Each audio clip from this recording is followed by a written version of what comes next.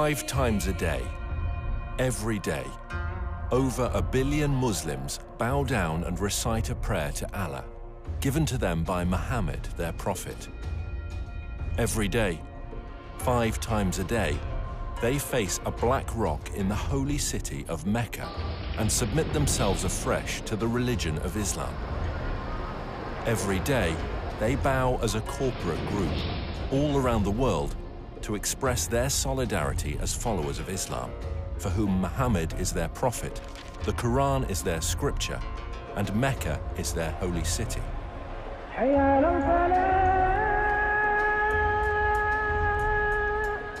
However, as archaeological discoveries are beginning to point to a different story, scholars are seriously examining and challenging the facts about the founding of Islam. And if they're right, how will it affect Muslims today? We have tools at our disposal that have never been available before. Modern technology is allowing us to reconstruct the opening years of Islam and to understand things that have puzzled historians for years. All over the world, universities, museums, and libraries are putting ancient books and writings on the internet for scholars to access. Now we can check these ancient manuscripts with just a few clicks of a mouse. Today, both academics and amateurs alike can accurately check via satellite locations and details that would previously have taken huge expense and effort, and can share them instantly around the world via social media and academic forums. So, now for the very first time, a whole new era of research surrounding the founding of Islam is coming to light, and we can piece together what really happened in Arabia 1500 years ago.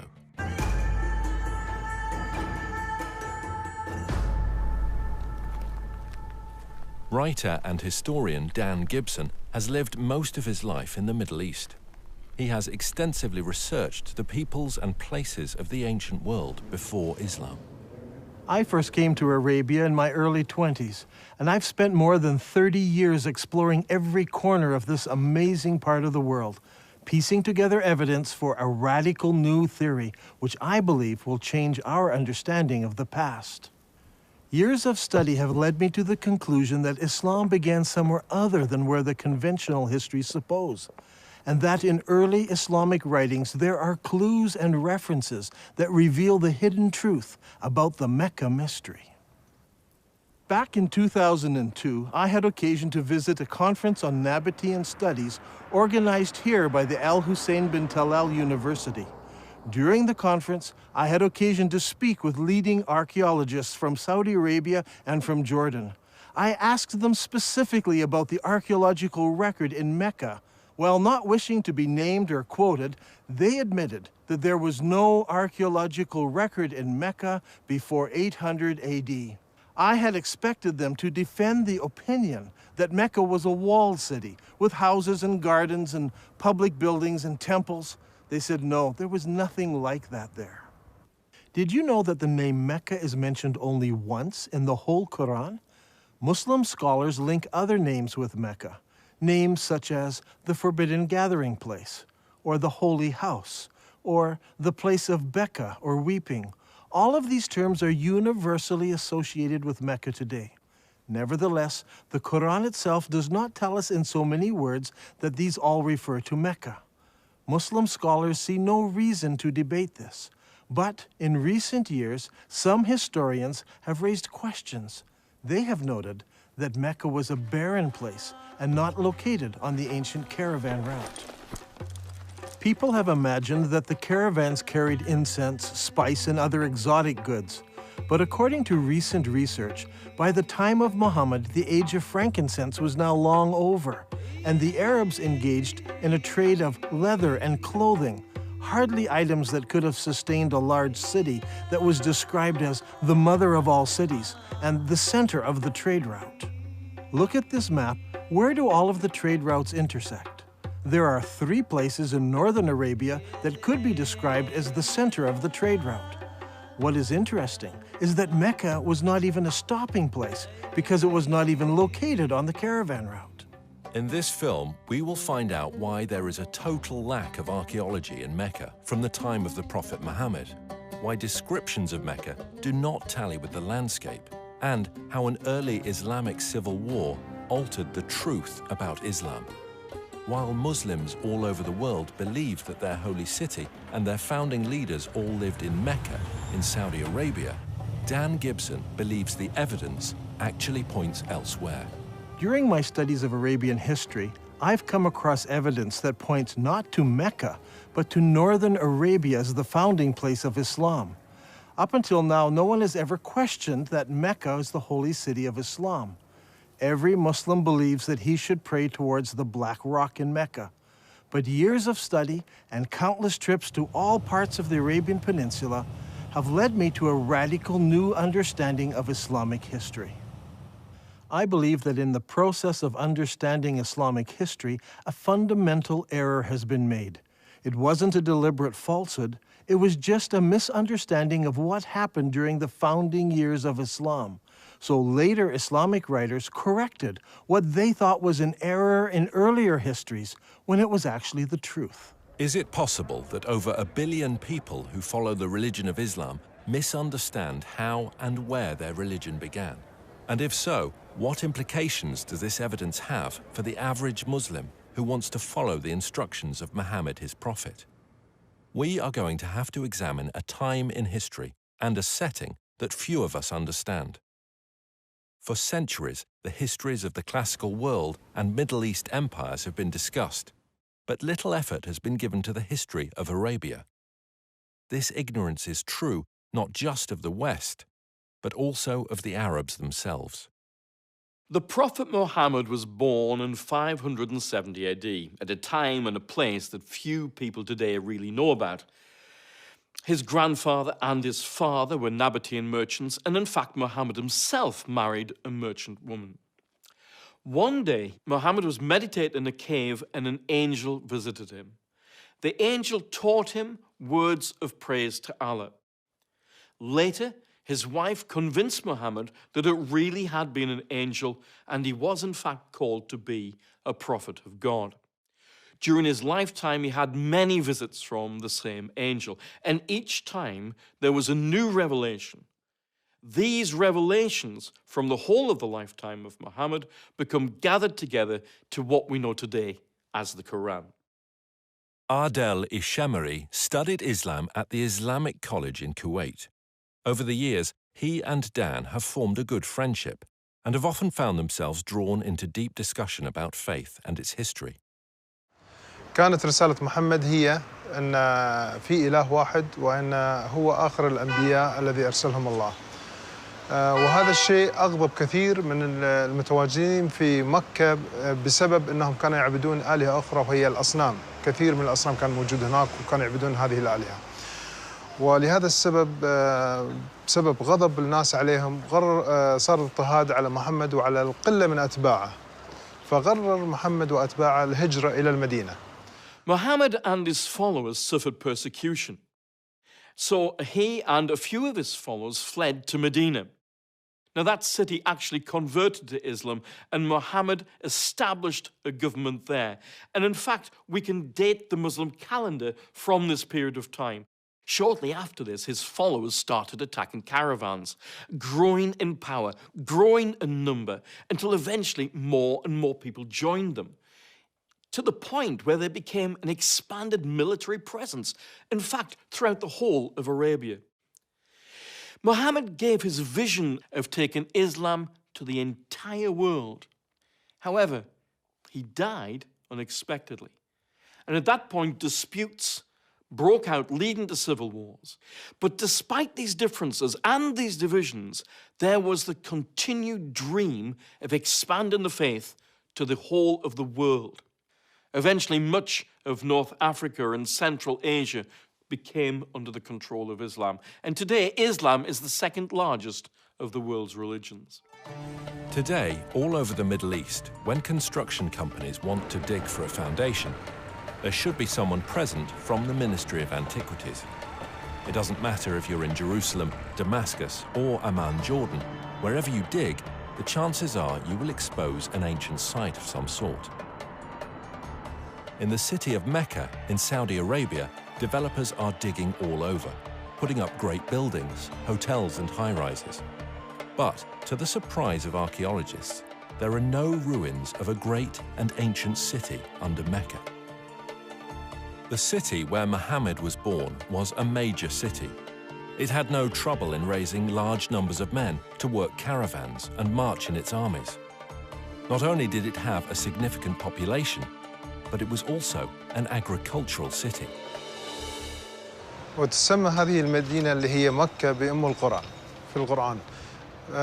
أم القرى هي الاسم هذا المفروض يطلق على مدينة مبهرة، مدينة فيها آثار، مدينة فيها ليها أسوار، مدينة يعني كبيرة معروفة. The Prophet Muhammad would go forth for his affairs and journey far afield until he reached the glens of Mecca and the beds of its valleys. Aisha, Muhammad's wife, mentioned how one of the men was longing for Mecca.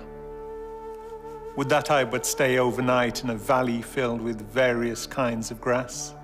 When we came to Mecca, we saw a town blessed with water and trees, and delighted with it, we settled there. Al-Bukhari speaks of a prisoner who was eating grapes while he was chained in irons, and he says, "This was not the time of fruit in Mecca." It's hard to believe that these things were written about Mecca. The area around Mecca is all rocks and desert. Mecca averages less than 10 centimeters of rain per year. With its extremely hot temperatures and barren conditions, this is scarcely enough to grow any vegetation at all, let alone grow enough food to support a large population. Yet the holy city of Islam is described as having fields with trees and grass and soil, but there's no cultivatable land near Mecca. It doesn't match the ancient descriptions. Ibn Ishaq mentions that the people of Mecca were reluctant to cut down trees in the sacred area. The presence of trees and plants in ancient times can be easily tested by the presence of spores and pollen in undisturbed ancient soil. To date, there is no record of trees having ever existed in ancient Mecca. Another puzzle is that the city of Mecca is missing on all early maps of Arabia. One would expect that a major merchant city would be mentioned on early maps, but not one shows Mecca before the time of Islam. Over the years, I have gathered copies of many ancient maps of Arabia. I have diligently translated them, but never once did I find Mecca mentioned on a map before Islam. Did you know that the name Mecca does not appear in any literature prior to 740 AD? That's 120 years after the founding of Islam. Don't you find it puzzling that for the first 120 years of Islamic history, none of the surrounding nations knew anything about the existence of Mecca? How could a major city, a city that could raise thousands of men in its army, a city that had agriculture, trees, grass, fruit and grapes, be missed by other nations? How could a major city with walls, temples, and public buildings not be found in the annals of other nations, especially if it was a merchant city that undertook trade with all the nations around it? And most puzzling of all is that when we go to the physical location of this ancient city, we find that there is no early archaeological record. It was an insignificant location, not even on a trade route. Many historians today have come to the conclusion that the accounts of the founding of Islam are all myths. Obviously, there is a great discrepancy between what Islamic records tell us and what the archaeologists have been finding, so the conclusion they draw is that the Islamic records are just fabricated myths. In my years of study, I have become convinced that the early records are not myths, but that they refer to another location that fits all of these descriptions. I believe that Muhammad was born and raised in another place, and that Muslims are facing the wrong direction when they pray.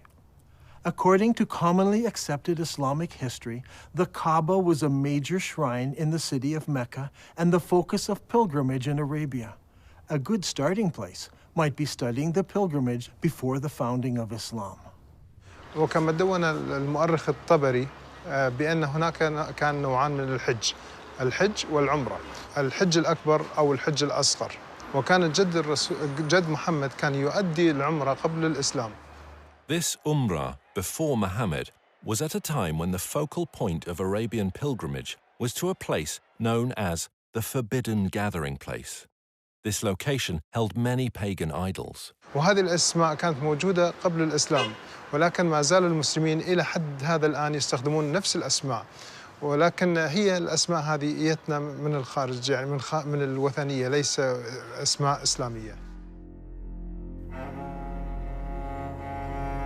In order for us to understand what was happening in pre-Islamic Arabia, we need to understand the importance of holy places in ancient Arabia. From ancient times, Middle Eastern religions have equated gods with regions rather than being universal. Modern readers of history have long been influenced by Greek and Roman concepts of the pantheon of gods and have failed to realize the significance that the ancient Arabs applied to gods of specific regions. In the eyes of the ancient Arabs, there were gods who lived in Mesopotamia, gods who lived in Egypt, and gods who lived in Greece, and so on. Arab merchants passing through an area would respect the local gods. They were not opposed to gods of different places. What they were opposed to was the representation of a god in human or animal form. They preferred to use geometric shapes. For instance, here is a god in the shape of a block. That one over there is shaped as a triangle. Each of these gods were considered local gods and must be respected when passing through their territory. Such a view of religion naturally leads to accepting territories and locations as being sacred to specific gods. Thus, the area around a temple, such as a particular valley or remote desert location, could be considered as sacred. It would have a precinct where people could gather, even with their enemies, and be safe, because violence was forbidden in the sacred precincts. When tourists enter the majestic beauty of Wadi Rum here in southern Jordan, they're so often taken up with the exquisite beauty of this valley and the rugged mountains that they miss a temple dedicated to the goddess Lat, or Alat as some call her. This Nabatean temple had a sacred area. It was located in front of the temple, with the mountains marking off the sacred area. Before Islam, Arabs were divided into many groups. They worshipped different gods and often fought amongst themselves over tribal issues. The one thing that held them together was the pilgrimage to a common ancient meeting place. The Quran calls this Masjid al-Haram, or the Forbidden Gathering Place. Masjid means gathering and is translated mosque today. Before Islam, there were no mosques, so the masjid was simply a gathering place. The Forbidden Gathering Place was a sacred place of refuge and security, where regular activities ceased and violence was forbidden, or haram. The concept of haram, or forbidden, is very strong in Islam. في القرآن ذكر المسجد الحرام، وهو المسجد الحرام في المدينة الإسلامية المقدسة، ويعتبر المسجد الحرام وما حواليه من المدن هو منطقة محرمة. Allah has made Mecca a sacred sanctuary, and it was a sanctuary before and will be so after. None is allowed to uproot its shrubs or cut its trees or hunt its game. So we have two descriptions of the original holy city of Islam. It was a haram place where killing was forbidden, and it was the focus of the pilgrimage for many centuries before the founding of Islam. Now look here, much of the graffiti found throughout the Negev and southern Jordan was written by people on pilgrimage to the ancient city of Petra in southern Jordan. Thousands of people scratched their names and messages on rocks as they made their way to Petra for pilgrimage. This creates a problem for us. Mecca is unknown in maps and literature before and during the rise of Islam. The descriptions, such as the center of the trade route, the mother of all cities, and the focal point of the ancient pilgrimage, do not fit. How can we solve this?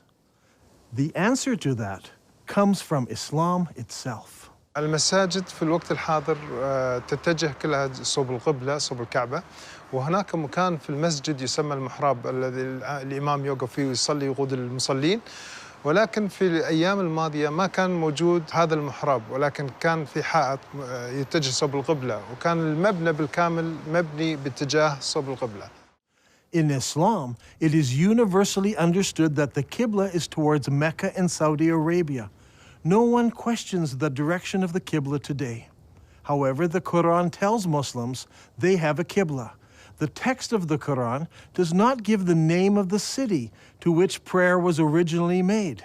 It only mentions Masjid al-Haram, or the forbidden gathering place. Muslims believe they originally prayed towards Jerusalem. According to Islamic sources, in 624 AD, Muhammad changed the Qibla to Mecca. Muhammad revealed this in Surah 2 of the Quran. Thus we appointed the Qibla to you. Indeed, it was a momentous change, except to those guided by Allah. Allah would never make your faith of no effect. Now shall we turn you to a Qibla that shall please you. Turn then your face in the direction of the Masjid al-Haram. Wherever you are, turn your faces in that direction. As a historian of the Arabian Peninsula, I've always been interested in finding the location of the original Qibla. What direction did Muhammad pray towards before the Qibla was changed? Was it Jerusalem, as some claim? Was it Syria, as some claim? Or was it some other direction? If we were to do this study 100 years ago, it would require an incredible amount of work and research. We would have to travel the world searching ancient sites to find the earliest mosques in Islam. Now, in a few moments, we can do what used to take a lifetime. Google Earth lets us look down on sites from space, and websites like ArcNet can combine the research of hundreds of students and professors. We can examine structures based on various criteria. We choose Islamic buildings, arrange them by date into a chronological list, then determine when they were constructed, check their Qibla direction by using Google Earth, and collate this to determine when the Qibla direction changed towards Mecca. This will give us solid data to work with. Now, determining the Qibla direction is not an exact science. Some of the early mosques, like this one, are not exactly square. So researchers need to find the Qibla wall and project 90 degrees from that wall. Because early buildings were not square, we cannot use the side walls or the back walls.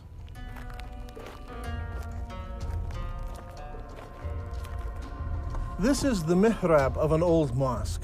The early Arabs set the Qibla direction using the stars, and they were very accurate. The best way to determine the Qibla direction is to visit the mosque and use an actual accurate GPS unit. Not every mosque can be used for this study. Many of them were totally reconstructed over time, so much so that it is no longer possible to determine their original Qibla direction. However, a number of mosques survive. For instance, there is a mosque called the Mosque of the Two Qiblas in Medina. Islamic history tells us that it was in this very mosque that the companion leading prayers was told of the Qibla change. So he turned around and started praying towards Mecca. The question is, where did he originally face? Muslims have a ready answer. He prayed towards Jerusalem. Now today, the Mosque of the Two Qiblas faces Mecca. But in 1987, the mosque was completely torn down so it could be rebuilt.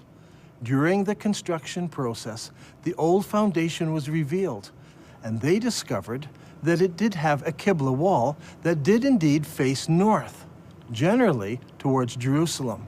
And so Muslims believe originally the Qibla was towards Jerusalem. There is a simple way that this can be put to the test. If we go to the earliest mosques that were built, where we can identify their direction of prayer, we can plot them on a map and see if their lines converge. We'll find one of three things. They all point in different directions. They all point to Jerusalem, or they all point to another location. After the Mosque of the Two Qiblas in Saudi Arabia, there are a further 11 early surviving mosques that we can research. These are located in China, Egypt, southern Jordan, Lebanon, Central Jordan, Yemen, Israel, Iraq, Jerusalem, West Bank, and lastly Lebanon. So, if we go in the order that they were built, the second surviving mosque was built in Guangzhou, China. Guangzhou is the modern name for what was known as the city of Canton. When Marco Polo reached this city in 1300 AD, he discovered over 100,000 Arab and Persian merchants living there. You see, the Arabs had been trading with the Chinese for hundreds and hundreds of years. This is all well documented. And so Abu Waqas, an uncle of Muhammad, traveled to China on a trade mission. And according to Chinese manuscripts, he built a mosque for the Arabs in Canton in 627 AD, or 6 years after the founding of Islam. I personally examined this mosque and used a GPS unit to determine the mosque's Qibla direction. What I found was surprising. This mosque does not face Mecca.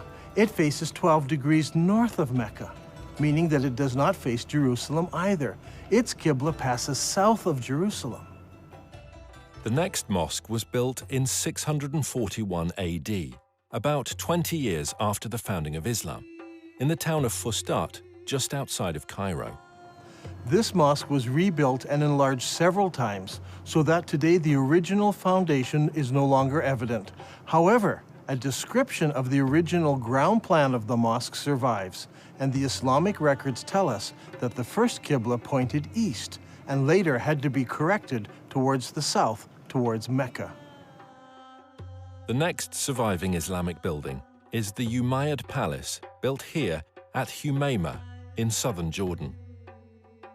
Around 700 AD, or about 80 years after the founding of Islam, the Abbas family built a large manor house here.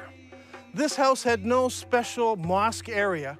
Rather, the faithful would line up here in the courtyard to pray.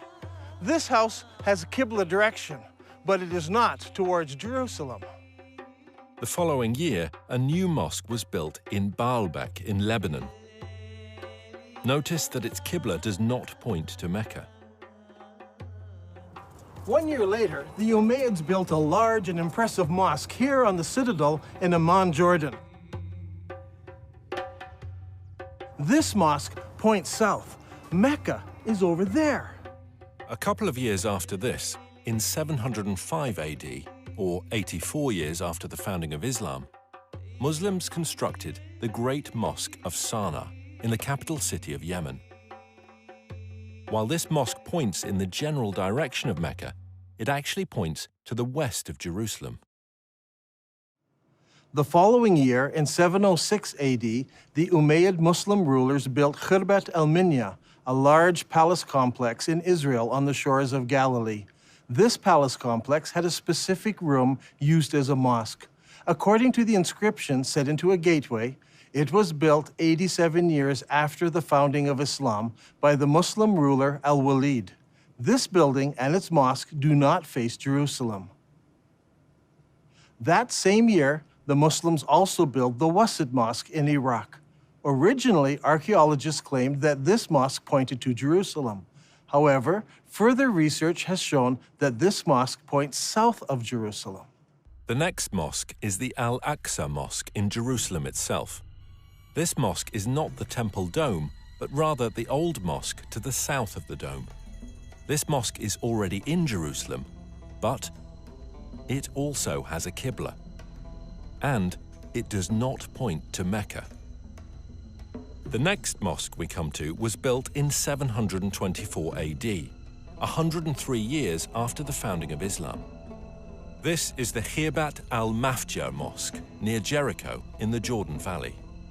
This palace was built near the end of the Umayyad dynasty.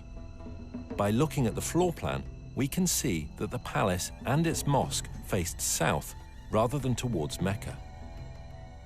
That same year, a mosque was built at Anjar, about 58 kilometers from Beirut. It was built near the end of the Umayyad period, and no more than 30 years later, it fell into ruins and eventually was abandoned. Since it was never rebuilt, we can easily determine the Qibla direction, which does not point towards Mecca, or Jerusalem.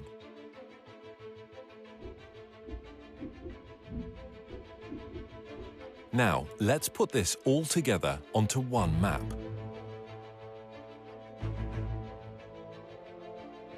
The result is amazing. During the first 100 years of Islam, 100% of all the surviving mosques we have located so far face a spot in southern Jordan rather than Mecca. From north, south, east and west, mosques all face towards one spot. This isn't some small error in determining the Qibla direction. They all specifically point to just one place. Directly under this point is the ancient city of Petra. This is a city that is well known to us today. It is a popular tourist site. Tourists come from all over the world to marvel at the great temples and the monuments in this city. Could it be that Petra is the mother of all cities described in the Quran? It was the focus of the ancient Arab pilgrimage. So could Petra also be the birthplace of Muhammad and the founding city of Islam? دان غريب، يعني أنت تقول إن البتراء لكن البخاري يقول لنا هي القدس. فشلون تبي نفكر في هذا الأمر؟ شلون تبينا نقبل هذا الشيء؟ يعني البخاري قال لنا القدس. Every good Muslim tells me that Muslims used to pray towards Jerusalem. They know this because Bukhari tells them this. And I agree, Bukhari says it was Jerusalem. But Bukhari is writing some 200 years after Muhammad, and he's writing more than 100 years after the Qibla change took place. So he's not an eyewitness. He's just collecting what people are remembering. And he actually notes several conflicting ideas that were circulating at the time. While some people were offering morning prayer at Quba, a man came to them and said, "A Quranic order has been revealed to Allah's apostle tonight, that he should face the Kaaba at Mecca. So you too should turn your faces towards it." At that moment, their faces were towards Syria. And on hearing this, they turned towards the Kaaba at Mecca. I believe that originally Muhammad, while living in Medina, prayed north towards Petra, which was in the Roman province of Syria. By the time Bukhari was collecting his stories, people had forgotten Petra, and everyone remembered that their great-grandparents prayed towards Syria. دان القرآن يقول لنا مسجد الحرام في بكة. فيا ترى بكة وين موقعها الحقيقي؟ Those who bring up the argument about Becca raise an interesting point. I agree that in Islamic literature, the name Becca is synonymous with the first holy city of Islam. When Muhammad was a young man, the people decided to rebuild the Kaaba. In the rubble, they found several building blocks with inscriptions written in Syriac, the language of the Nabateans. They found a Jew who could translate it for them. "I am Allah, the Lord of Bika. I created it on the day that I created heaven and earth, and formed the sun and moon, and I surrounded it with 7 pious angels. It will stand whilst its 2 mountains stand, as a blessing to its people with milk and water." The word Becca is an ancient Semitic word which means to weep or lament. If a location was assigned the title Becca, it would mean the place of weeping. The name Becca has never been used of Jerusalem. It appears only once in the Bible in Psalm 84. Here it is used in reference to a valley of weeping. But the Quran also speaks of a valley of weeping, where Hagar was weeping over Ishmael. The Quran places this story in Becca, which is the early name for the place where the Kaaba was built. Surely this location was not Jerusalem, which is built on top of a mountain and not in a valley. I think the answer is quite simple.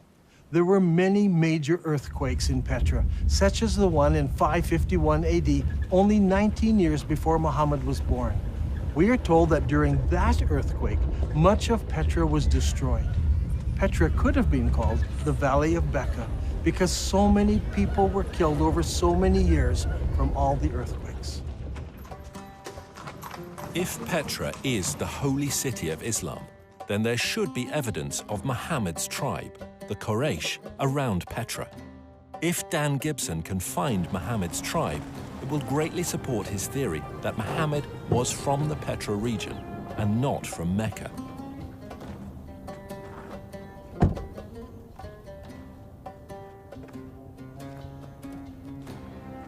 Long ago, this was known as the city of Hawar, or Humayma as it is known today.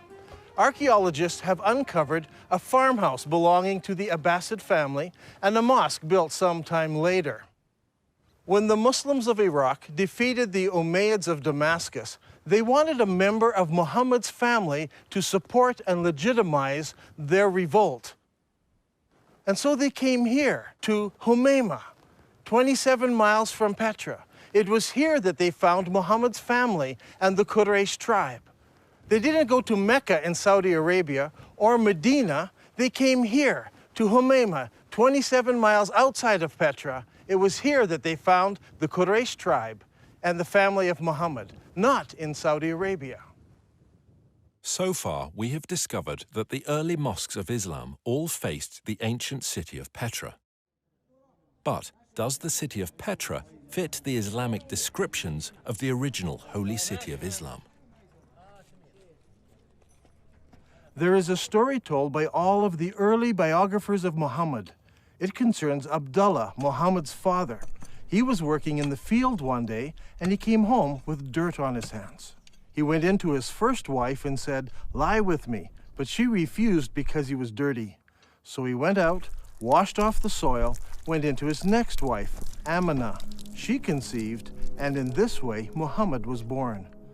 What is important to us about this story is that all of the early writers use the same word for the dirt on Abdullah's hands.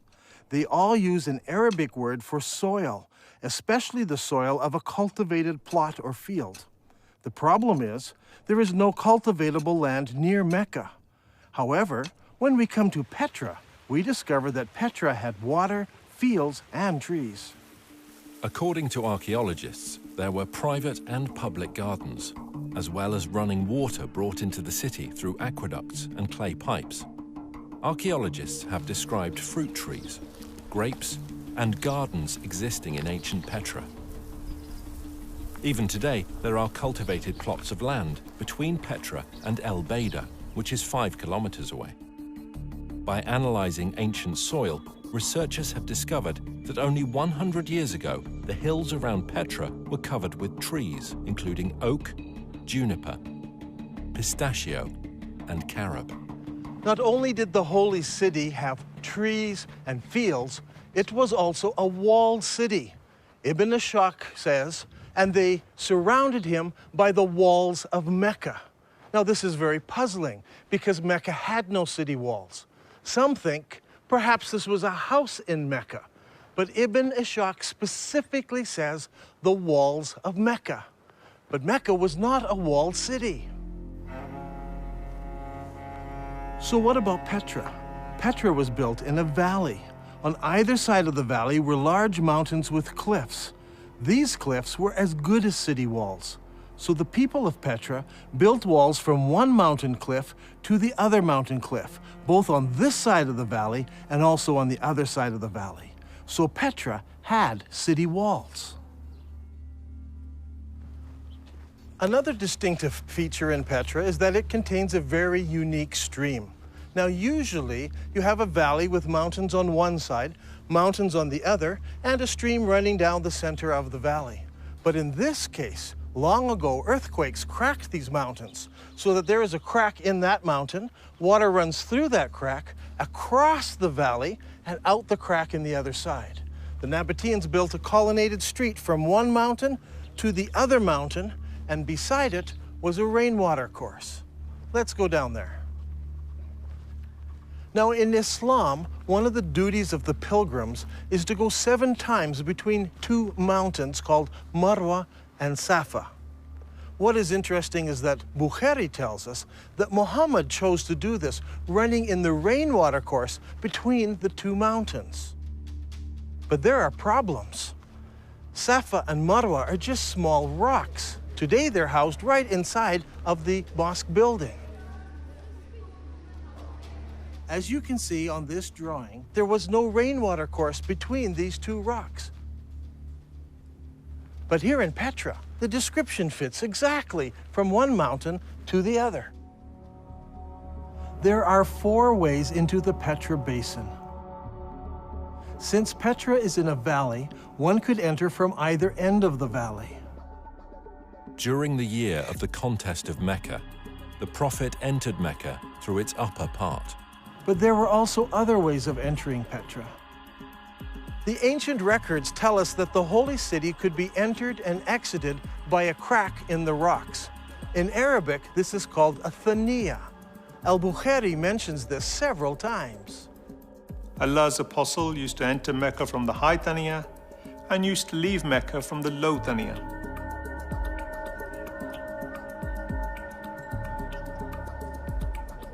The Prophet went on advancing till he reached the Thaniya through which one would go to them, that is, the people of Quraysh. There are 2 Thaniya entrances. One of these is the famous Sikh that tourists pass through to enter the city. The other is on the far side of the colonnaded street and leads into a maze of canyons that eventually empty out into Wadi Araba below the Dead Sea. Petra also has many temples. Over here is what is known today as the Temple of the Winged Lions, or the Temple to Al-Uzza. Behind me is what is known as Qasr al-Bint today, or the temple to the god Dushera. This short chain of mountains here was the home to the god, and here in the very heart of the mountains is the temple to this god, El-Dushera. Now, Ibn Hisham relates to us a very interesting story. It's very early in Islamic history. Only a few people have converted to Islam at this time. One of those was a man known as Al-Tufail bin Amr of Mecca. He accepted Islam on one of his journeys, and once he returned home to Mecca, his wife also decided to accept Islam. Al-Tufail then tells his wife to go to the temple of Dushera and cleanse herself there. In the sacred area, there was a trickle of water where she could wash herself. She did this and returned home and learned about Islam. Did this story take place in Mecca, 1,000 kilometers away, where there is no temple to Dushera? Or did it take place here in Petra? If it did, then Dushera's temple is there. She would have come down to this temple, washed herself, and gone home. Is there a temple to Dushera in Mecca, in Saudi Arabia? No. There are no temples, no cracks in the rock, no water stream, no city walls, no grass, no trees, nothing. It's all here in Petra. And for the first 100 years, every mosque in the entire Islamic world pointed here to Masjid al-Haram, the forbidden gathering place, here in Petra. There is no other city in the world that fits this description so perfectly. Now, Al-Haqtab had so harassed Zayd that he forced him to withdraw to the upper part of Mecca, and he stopped in the mountain of Hira, facing the town. It's interesting to note that in this account, Mount Hira is located in the upper part of Mecca. If you go to Mecca today, the cave of Hira doesn't face the city. But here in Petra, the high side of the city is north of the colonnaded street, and the low part of the city is south of the colonnaded street. In effect, the city was divided in half by the colonnaded street. If Petra is the holy city of Mecca, then the cave where Muhammad received his first revelation should be located there. The ancient records say that the cave faced the town, and that it was low down since Muhammad tried to climb the mountain to throw himself off. If that's the case, I think I know just the spot, but we'll have to go over there.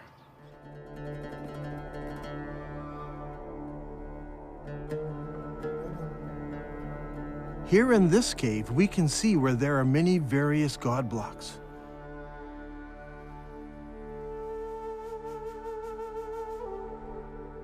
Up there is a large crescent symbol.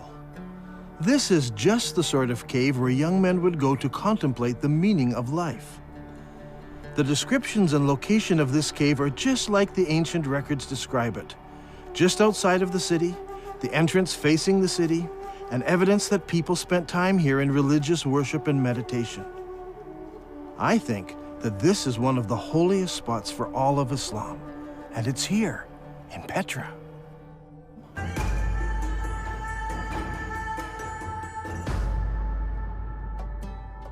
The Quran commands every Muslim to face the forbidden gathering place when they pray. Now, the forbidden gathering place wasn't a building. It was much more than this. It was a large area marked out with special stones. These stones marked the boundary around the sacred area. No killing was allowed inside this area. Even birds were not killed. Now, what kind of stones would you need to mark out such an area? If you had just small round stones, they would be lost among the other stones of the desert. They must have been larger stones. And there should have been something special about them, so that you knew for certain that this was the boundary of the sacred area. Today, in Mecca, there are no special boundary stones. Historians have long wondered what these marker stones might have looked like, but they seem to have been lost in the years that have passed since then. Or perhaps they were never there. If Petra is the original holy city of Islam, then of course the special stones wouldn't be in Mecca. They would be in Petra. Now, there's a feature about Petra that's absolutely fascinating. Whenever tourists come to this city, they pass by a number of square-cut stones known as the Jinn rocks. This is a fanciful name given to them by the local Bedouin. What is interesting is that there are more than 20 of these large square stones marking all of the entrances of the city. Is it possible that these mark out the forbidden sanctuary? Perhaps that's why they're not located in Mecca. If that is true, then Masjid al-Haram, or the forbidden sanctuary, would have been located here. And if it was located here, then the Kaaba would have been located here as well. But it's not, because a man named Ibn Zubair moved it. So far in this program, we have been examining the direction of prayer that Muslims originally faced. As we've seen, all of the mosques constructed during the first 100 years of Islam pointed to Petra. By using the two mosques on the Amman citadel, Dan Gibson has determined the approximate years when the Qibla direction changed. Does Islamic history give us any clues as to why the direction of prayer might have changed? If we look into Islamic history at this exact time, we come face to face with the Second Islamic Civil War. حصلت حروب كثيرة في الإسلام، ولكن أيضاً حصلت حروب أهلية بينهم بسبة الخلافة بعد وفاة محمد. ولهذا السبب صار في شيعة وسنة. الأمويين فازوا اللي هم السنة، والحكم بدأ من دمشق. At this point in history, the governor in the holy city was Abdullah ibn Zubair. He was particularly unhappy. In his eyes, the holy city was the most important city of Islam, the mother of all cities. But the Umayyad rulers chose Damascus as the new capital city, and a lot of people were unhappy with the corruption and the infighting in Damascus. So in 683 AD, about 64 years after the founding of Islam, Ibn Zubair declared himself caliph in the holy city, and that started the Second Islamic Civil War. The Umayyads reacted strongly and sent an army against the holy city. Ibn Zubayr then did a shocking thing. He destroyed the Kaaba, the ancient holy shrine of Islam. Ibn Zubayr then demolished the Kaaba sanctuary until he had leveled it to the ground and dug out its foundation. Then he placed the black stone beside it in a wooden stand in a strip of silk. The Umayyads fought against Ibn Zubayr and his companions, but after 40 days, news arrived that the ruling caliph in Damascus had died. Now, the Umayyad generals insisted that the battle wasn't over, but that they must return to Damascus so that a new caliph could be established. The members of the Umayyad royal family had come to the battle as well, and they insisted that they must return to Damascus under the protection of the entire army, so the whole army marches off. The problem we face here is one of timing. The Islamic records are quite clear that when the Caliph died, his 13-year-old son ruled in his place. Al-Tabari, Volume 20, tells us specifically that his son survived only 40 days after his father died before he too was killed. During this time, the armies from the Holy City returned to Damascus. Now, a slow-moving army would have taken many days to cover the 1,400-kilometer trek across the desert from Mecca in Saudi Arabia to Damascus in Syria. If the army could move at 20 miles a day, it still would have taken them 43 days. When you add up the time the messenger took to bring the message, the time it took for the army to decide to return and get mobilized, and the 43-day march, there is simply not enough time. Mecca is too far away to be believable. However, if the holy city was Petra, then the distances would all be drastically reduced. This problem of distances plagues Islamic history again and again. Mecca in Saudi Arabia is simply too far removed to fit many of the stories in early Islamic history. Now, with the lull in the war, Ibn Zubayr had time to rebuild his defenses and prepare for the return of the Umayyad army. Now I want to show you something. Here are some of the volumes of Al-Tabari's History of Islam. Al-Tabari managed to collect a massive amount of material that he writes about what happened during each year of Islamic history. He devotes whole chapters, sometimes 2 chapters, to every year. But then something strange happens.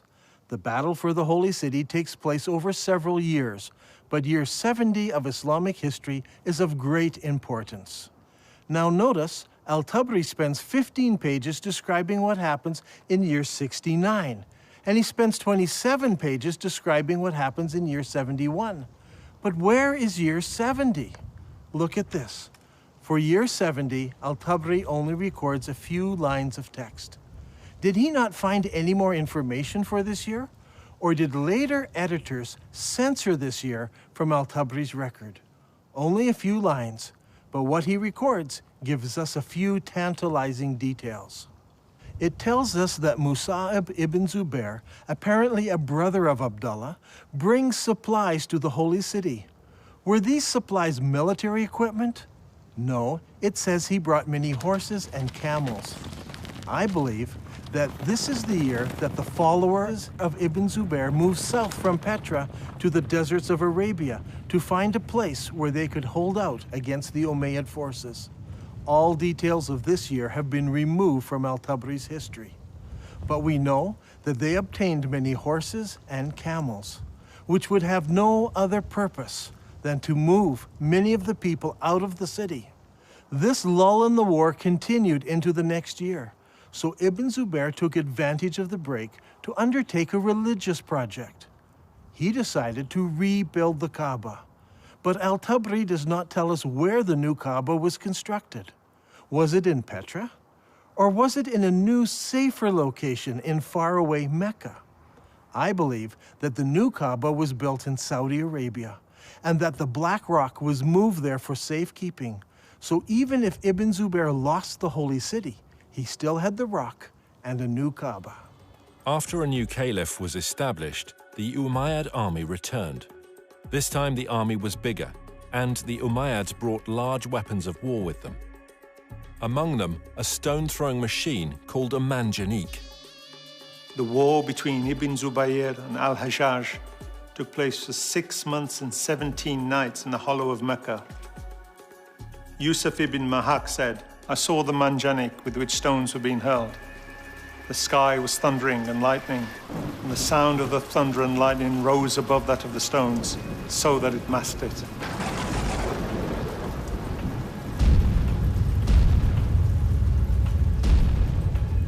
During the fighting, Ibn Zubair took refuge in a ruined building beside the Kaaba, and this began another battle, which completed the destruction of the Kaaba area of the Holy City. Eventually, Ibn Zubair lost the battle, but the cause was taken up by those in the city of Medina in Saudi Arabia and by the city of Kufa in Iraq. I believe that during this time, the Islamic world was thrown into contention. Should they pray towards Petra, or should they pray towards Mecca? The great Islamic empire had divided into two. Originally, the Umayyads ruled from Damascus, and they prayed towards Petra. But they were defeated in battle, and now the eastern part of the empire was ruled by the Abbasids, who all constructed their mosques facing towards Mecca. It was during this exact time that we see a change in mosque construction. Before this, every new mosque constructed faced Petra. But now, for the first time, some of the new mosques began to face Mecca in Saudi Arabia. But the problem still existed. What do you do with the old mosques? They were built facing Petra. It was during this time that mosques began hanging a sign on the wall to indicate the direction of prayer. It was said in the reign of Uthman that the Caliph ordered that signs be posted to the walls of the mosques in Medina. This was so that the pilgrims could easily identify the direction to which they needed to address their prayers. Now, this is a very interesting development, because up until this time, mosques were built so the faithful had only to face the Qibla wall and they faced the holy city. Why would you need to introduce a sign unless the direction of prayer had changed?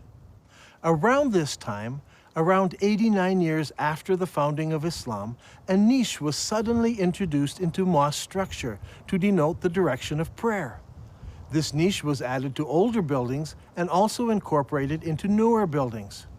Today, the niche is standard in every mosque, but it wasn't originally. There was no niche until the Qibla direction changed.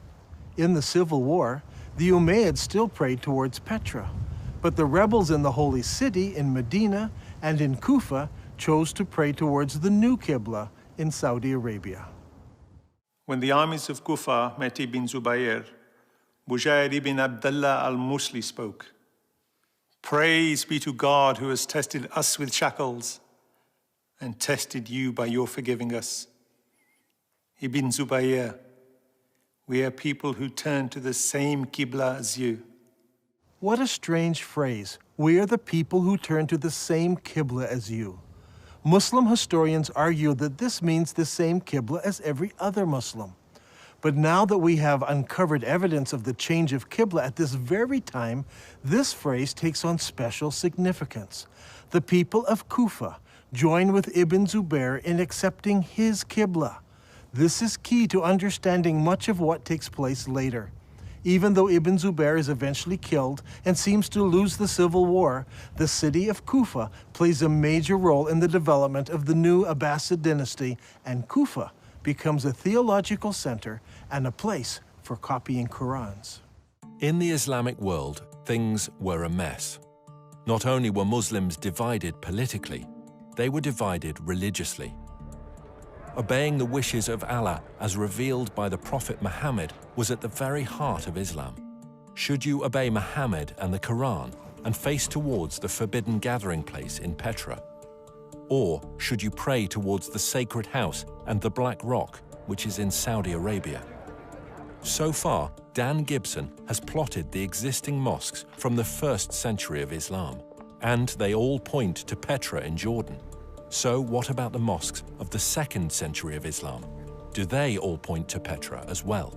Here is where things start to get interesting. During my studies, I discovered that the mosques built during the 2nd century of Islam point in different directions. This is what I call the time of confusion. 102 years after the founding of Islam, the Mosque of Ummah was constructed in southern Syria, in the ancient city of Busra. As you can see, the mosque's orientation does not point towards Mecca. But clearly, it does not point to Petra either. 5 years later, the ruling Muslims built a palace in the Syrian deserts known as Qasr al-Hayar al-Gharbi. This is a drawing of the floor plan of the palace and the mosque in the corner of the complex. The whole complex seems to face somewhere between Petra and Mecca.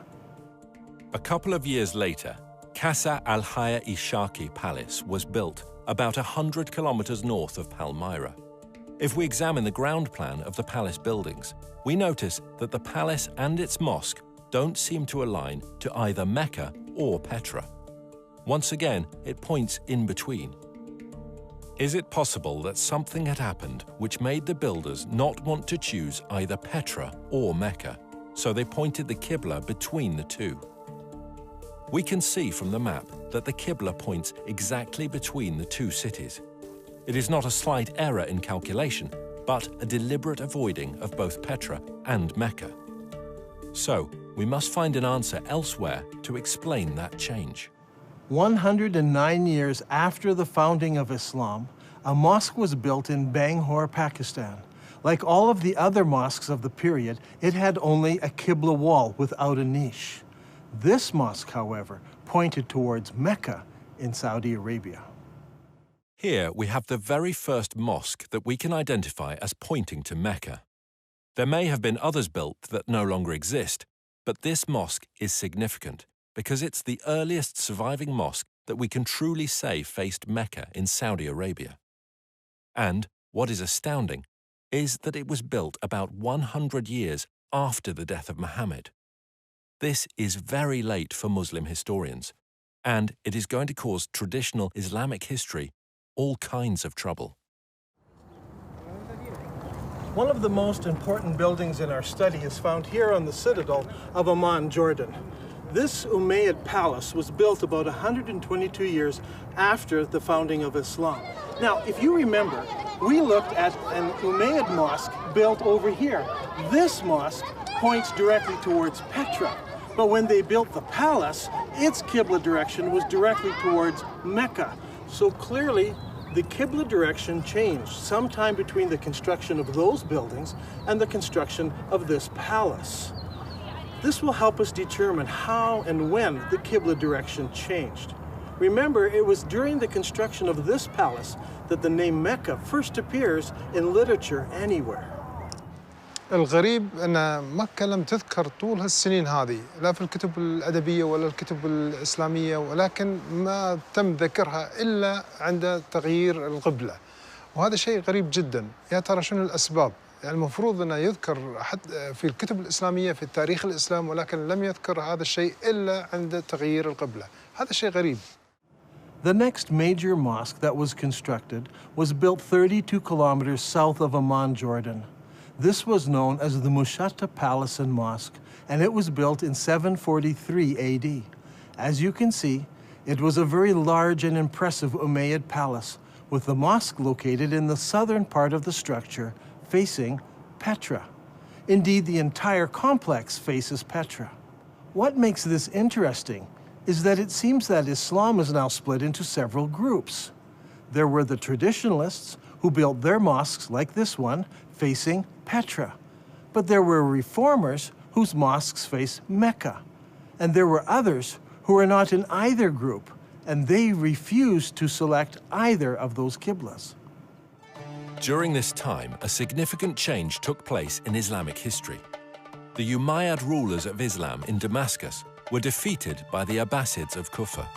In 754 AD, Al-Mansur, the new caliph, commissioned the construction of a brand new eastern capital, choosing Baghdad in Iraq as his site. The new city was built on a spectacular design. Rather than the haphazard shape common to most Middle Eastern cities, this city was built in a great circle. The designers went out to a brand new area and used ashes to draw out the city plan on the ground prior to construction. The city, which was completed in 767 AD, was 2 kilometers in diameter. As you can see on this drawing, the main mosque of the city had no niche indicating the direction of prayer. That was to come later. One wall was used as a Qibla wall, and that wall pointed directly to Mecca, as would all of the other mosques built from now on by the Abbasid rulers. If this is all true, then the Prophet Muhammad and the first 4 rightly guided caliphs in Islam, and the following Umayyad rulers who ruled Islam from Damascus, all prayed towards the city of Petra. But late in the Umayyad reign, something happened that caused the builders to change the direction of their mosques. Some pointed to Petra, some to Mecca, and some chose to be neutral and point between the two. This created a problem for the western half of Islam. The people in the West were still loyal to the earlier Umayyads, So the Islamic world is now split into two. The Abbasid rulers in Iraq control the eastern part of the empire, and the Umayyad rulers control North Africa and Spain. This is an important time in Islamic history because the Umayyads in Spain now blossom in culture and begin to build beautiful and impressive buildings. The builders in Spain had a problem. Traditionally, Umayyads all prayed towards Petra.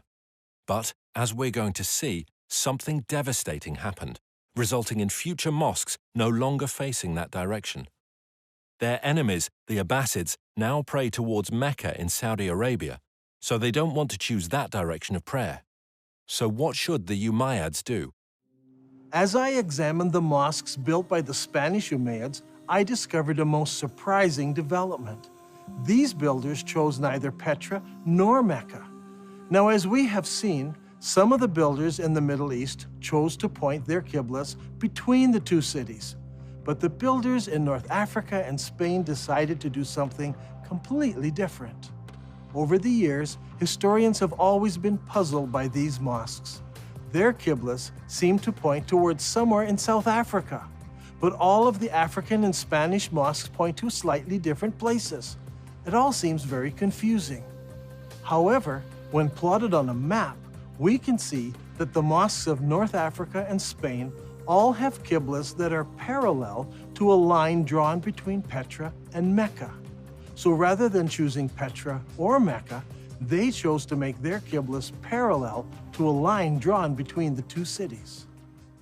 كل المسلمين يعرفون بأن مكة موجودة في السعودية، وأنت في نظريتك اليوم يعني تقول لي مكة موجودة في البتراء، على أي أساس أنت جبت هذا الفكرة؟ يعني شنو الدليل؟ شنو البرهان هذا؟ يعني برهانك ودليلك على هذا الشيء؟ احنا اللي عارفينه أن مكة موجودة في السعودية، فعلى أي أساس أنت جبت هذا الشيء؟ If you're still not convinced, I want to show you something else. Do you remember when we discussed the Second Islamic Civil War? Ibn Zubair barricaded himself in the Holy City, and the Umayyad Syrian army surrounded him and kept him there for 4 months. During the month of October, the Syrians brought a catapult up to the city walls, where they lobbed rocks right into the holy places of Islam. How is this possible? Normally, people live behind the city walls. A catapult would simply smash down people's houses. But in this case, it said the catapult hit the holy places of Islam right in the center of the city. How is this possible? Well, here in Petra, there is a unique feature. Petra had city walls. In the north and in the south, the city walls crossed the valley.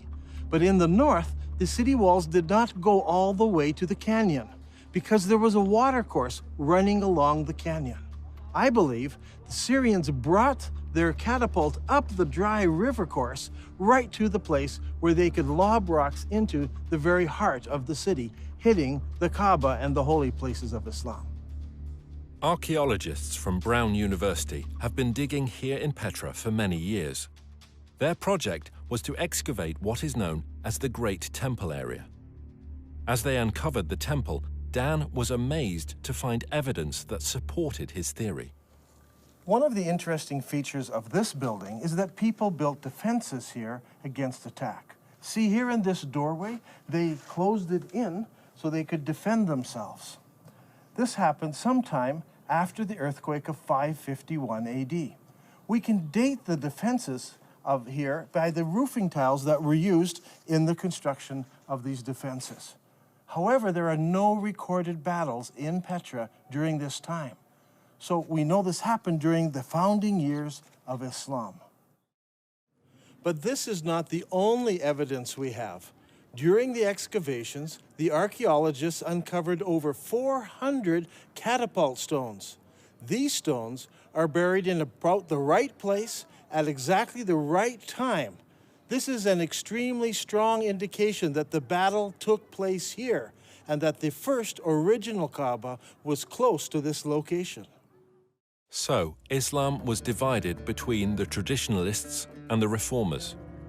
The traditionalists prayed towards Petra in Jordan, and the reformers prayed towards Mecca in Saudi Arabia, and others deliberately choosing a middle path. How were they ever going to solve this dilemma? Petra, the city of weeping, suffered a fatal calamity. Massive earthquakes shook the Petra region, destroying buildings, temples, and houses. The damage was so bad that the city was never rebuilt again. The evidence for that first Kaaba is gone now. The catapult stones destroyed much of it. Ibn Zubair destroyed the rest. In 713, an earthquake destroyed the dam that diverts the water around Petra. So every year, floodwaters washed away whatever evidence was left. So, with the memory of Petra fading from view, the chroniclers of Islamic history, writing some 150 years later, would never mention it by name. In time, the memories of these two locations became merged into one, that of Mecca in Saudi Arabia. From now on, all Qiblas would point here. It wasn't until modern archaeological tools, satellite photos, and the internet allowed the networking of historians, academics, and scholars around the world to start piecing together a different picture. هذا الأمر غريب، يعني أول مرة نسمع فيه، يعني شلون المسلمين تبيهم يصدقون في هذا الشيء المكتوب، يعني غريبة، ليش ما مذكور في الكتب الإسلامية ولا مذكور في كتب التاريخ؟ شلون نسوا ولا يعني يا ترى هل تناسوا ولا نسوا هذا الأمر؟ شلون ما يتذكروه؟ شيء غريب. In order to understand the events that influenced the writing of Islamic history, we need to recognize several things. First, it is my belief there was a literary vacuum in the early Islamic empire, created by zealous Muslims who destroyed books and manuscripts, erased inscriptions, burned libraries, and destroyed all literature except the Quran, which was mostly bits and pieces of what people remembered of the revelations that Muhammad gave. This destruction of written material by the Islamic forces has been well documented. One piece of evidence is a letter from 640 AD from the Caliph to General Amru, the leader of the Muslim armies in Egypt, who asked the Caliph what should he do with the thousands of manuscripts he found in warehouses in Alexandria. The Caliph's answer has been recorded and known for centuries. As for the books you mention, here is my reply. If their content is in accordance with the revelations of Allah, we may do without them. For in that case, the revelations of Allah more than suffice. If, on the other hand, they contain matter not in accordance with the revelations of Allah, there can be no need to preserve them. Proceed then and destroy them. The Muslim writer Ibn al-Kifti tells us that the books were distributed to the public baths of Alexandria, where they were used to feed the stoves, which kept the baths comfortably warm. They say it took 6 months to burn all that mass of material. Eutychius, the Patriarch of Constantinople, recorded that there were 4,000 baths that received books from the Alexandrian library. This burning of books, however, did not start in Egypt, but 4 years earlier in Persia. Caliph Umar's army met with the Persian armies in the Battle of Qadisiyah in the year 636 AD. In early January 637, the Muslim advance guard reached the outskirts of Ctesiphon and laid siege to the city for 2 months.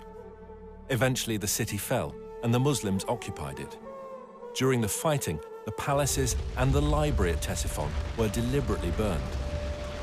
In the end, the only book that managed to survive in Arabia was the glorious Quran.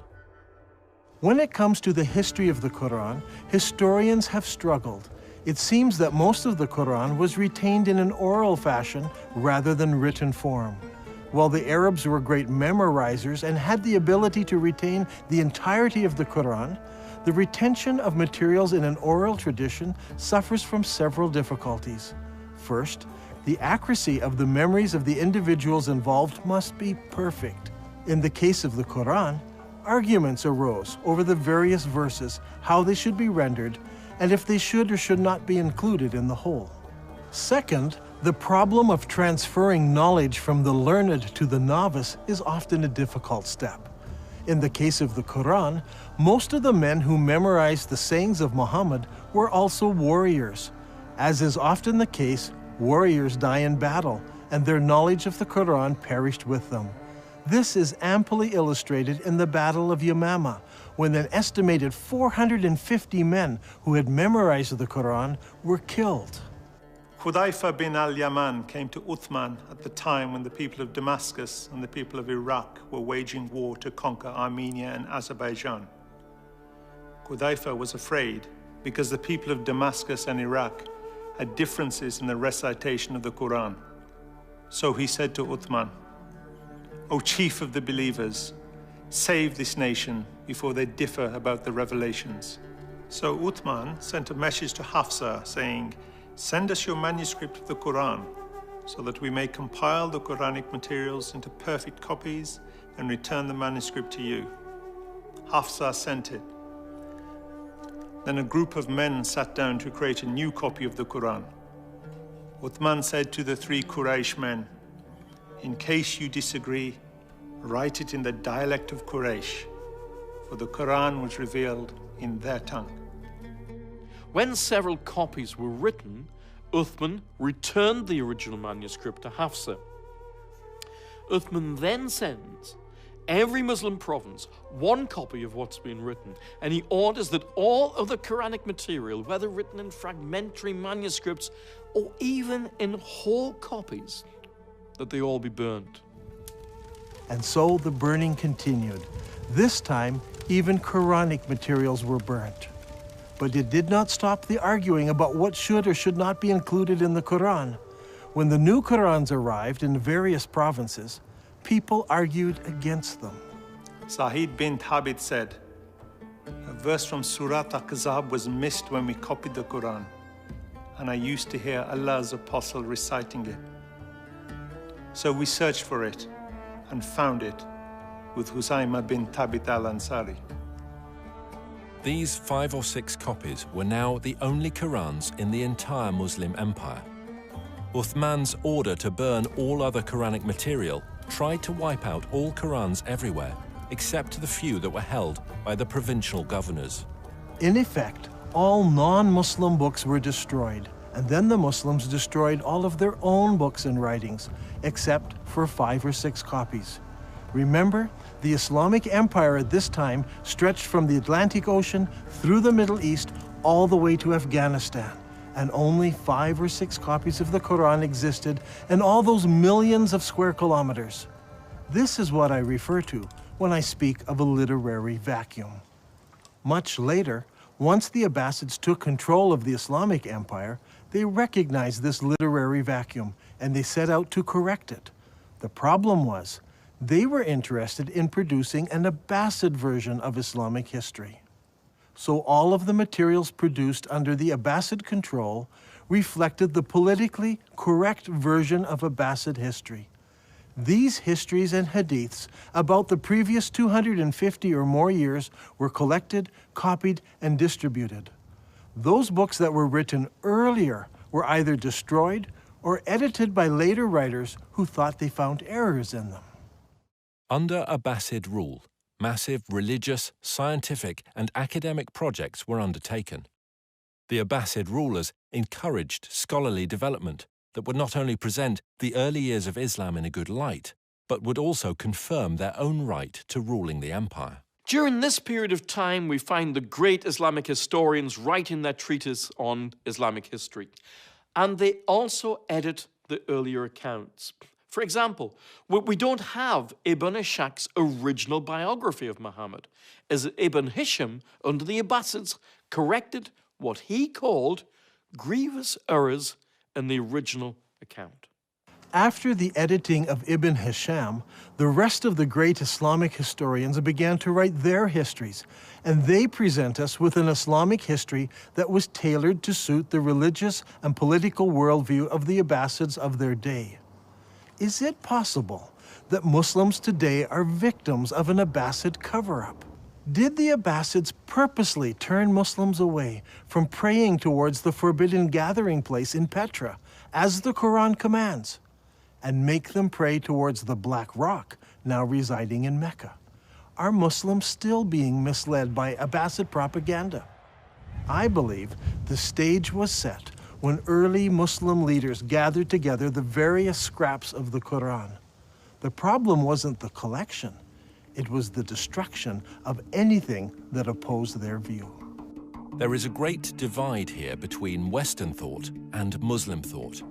In Western thought, the later manuscripts are less reliable, as they are copies of copies.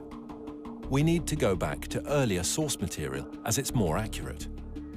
Muslims, on the other hand, think earlier manuscripts are less reliable, and later manuscripts replace earlier manuscripts.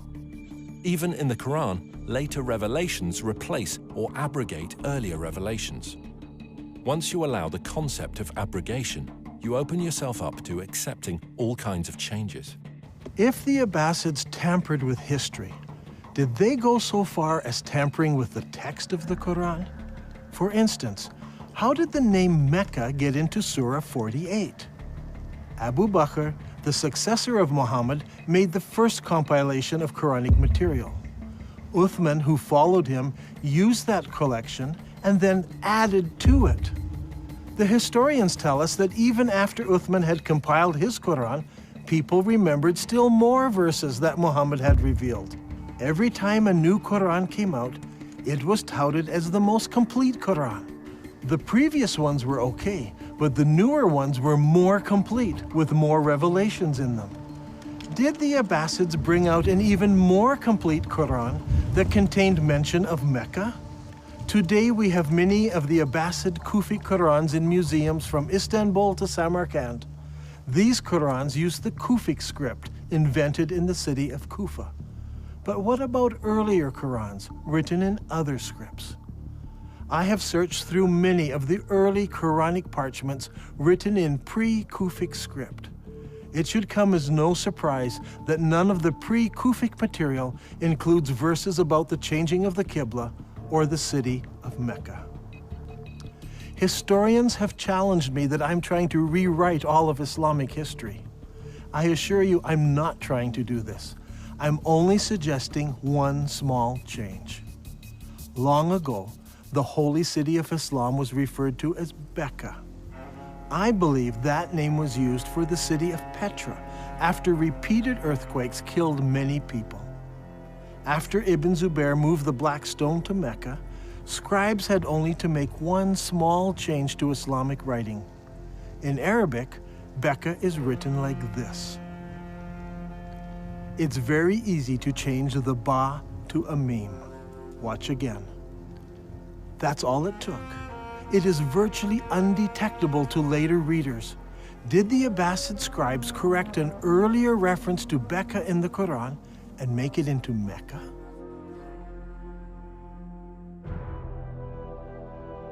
I believe that all of the evidence points to Petra as being the ancient city of Mecca, the founding place of Islam. All of the mosques of the first century of Islam point to the forbidden gathering place in Petra, and all of the descriptions fit Petra, not Mecca. Muslims are instructed in the Quran to pray towards the forbidden gathering place. The Quran says nothing about the Black Rock. It is clear that although Dan Gibson's research is rooted in Islamic history, and he has a great affection for the Arabic world, his theories will be challenging to Muslims. As faiths around the globe come under increasing scrutiny to prove the veracity of their origins, all religions need to consider serious research they may find difficult. Islam needs to ask if it is possible that over 1 billion people have been misled by Abbasid propaganda regarding how and where their religion began. And, if true, what implications does this have for the average Muslim today?